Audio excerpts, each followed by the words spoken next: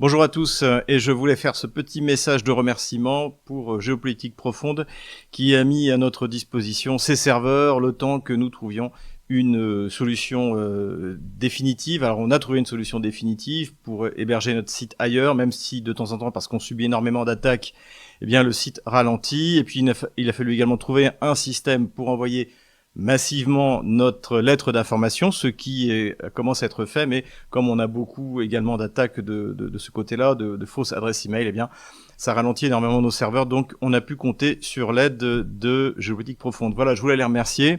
Je voulais remercier de me soutenir dans ces moments assez difficiles, puisque comme vous le savez, j'ai été mis sous sanction, sans aucun tribunal, mes comptes ont été gelés, je ne peux pas récupérer mes droits d'auteur, enfin bref, tout ça est extrêmement compliqué, mais je continue à publier et je continue à écrire, alors ça c'est pas la bonne revue, puisque malheureusement, quand je suis en Russie, je ne reçois pas la version papier, moi je préfère toujours la version papier, puisque je suis plutôt d'une ancienne école, et puis j'aime bien ce côté charnel qu'on a quand on lit quelque chose. Donc voilà. Donc encore une fois, abonnez-vous à Géopolitique Profonde. Dans le prochain numéro, eh bien, j'ai publié un article donc qui est un développement de ce que j'ai déjà traité dans mes différents ouvrages, dans mes différentes publications sur l'OTAN, la puissance pauvre.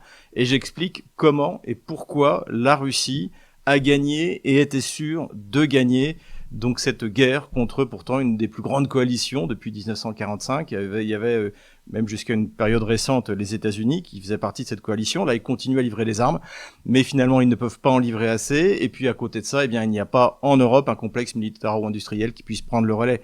Et surtout, ce qu'on observe, et c'est confirmé par les dernières informations, y compris cette semaine, eh bien, c'est l'appauvrissement général de l'Europe qui donc ne peut mener ni une guerre économique contre la Russie, qui se dirige désormais, qui se oriente vers l'Asie, ni bien sûr une guerre classique sur Terre face à ce qui est devenu la première armée du monde.